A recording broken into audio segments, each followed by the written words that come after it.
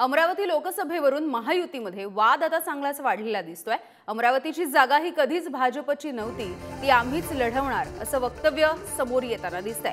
नवनीत राणा यांच्या दाव्याच्या नंतर आनंदराव अडसूळ यांनी प्रतिदावा केलेला आहे। भाजपच्या स्थानिक कार्यकर्त्यांना राणा नकोयत असं अभिजित अडसूळ यांनी म्हटल्याचं कळतंय।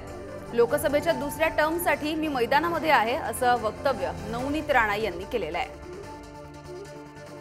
ते लोक प्रेमाने हसत होते, पण नेते माझी गंमत करत होते, माझी खिल्ली उडवत होते मंचावर बसून। या बाईला म्हणते सारखं मराठी बोलता येत नाही, ही काय खासदार होईल म्हणे।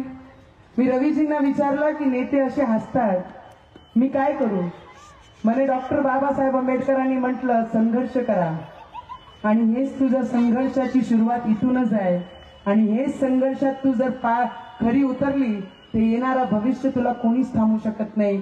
ते लोक हसत गेले, मी शिकत गेली। ते लोक हसत गेले, मी शिकत गेली।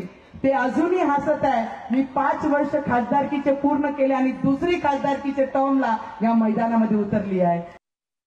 मला माहिती आहे त्यांची सवय काय आहे ती वाटेल ते बोलायची सवय, तशी आम्हाला वाटेल ते बोलायची सवय नाही आहे। जे आहे जे होणार त्याच गोष्टी आम्ही बोलतो।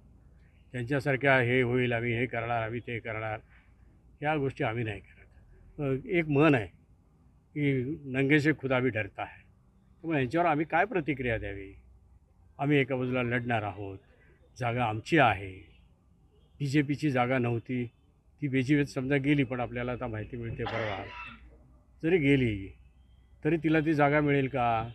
आम्ही आमचा क्लेम सोडणार नाही। त्यामुळे आम्ही लढणार, मग कुठल्याही परिस्थितीत आम्ही लढणार। प्रहारचे बच्चूभाऊ कडू, राजकुमारजी पटेल 2 आमदार त्या ठिकाणी अनुपस्थित राहिले, कारण त्यांचा याच गोष्टीला विरोध होता की नवनीत राणा या ठिकाणी लोकसभेच्या उमेदवार असू नये। त्याचप्रमाणे आमचा विरोध तर त्या ठिकाणी आपण पाहिला, आणि फक्त एवढंच नाही तर जी भारतीय जनता पार्टीकडून हे तिकीट मागतायत त्या भारतीय जनता पार्टीचे सर्वच्या सर्व पदाधिकारी यांनी लेखी स्वरूपामध्ये आणि तोंडी स्वरूपामध्ये केंद्रातले त्यांचे जे प्रतिनिधी आहेत त्यांच्यापर्यंत पोहोचवलेलं आहे की आम्हाला नवनीत राणा या लोकसभेच्या उमेदवार म्हणून भारतीय जनता पार्टीतून किंवा सपोर्ट म्हणून चालणार नाहीत। आणि त्यामुळे मला वाटतं की भारतीय जनता पार्टी, मला वाटण्यापेक्षा खऱ्या अर्थानं कुठल्याही मित्रपक्षाच्या पदाधिकाऱ्यांनासुद्धा नवनीत राणा या उमेदवार म्हणून नको। प्रहारचे बच्चूभाऊ कडू, राजकुमारजी पटेल 2 आमदार त्या ठिकाणी अनुपस्थित राहिले, कारण त्यांचा याच गोष्टीला विरोध होता की नवनीत राणा या ठिकाणी लोकसभेच्या उमेदवार असू नये।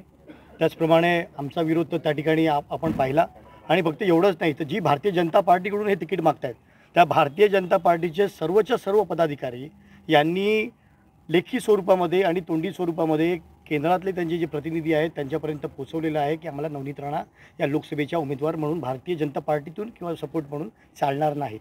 आणि त्यामुळे मला वाटतं की भारतीय जनता पार्टी, मला वाटण्यापेक्षा खऱ्या अर्थानं कुठल्याही मित्रपक्षाच्या पदाधिकाऱ्यांनासुद्धा नवनीत राणा या उमेदवार म्हणून नको।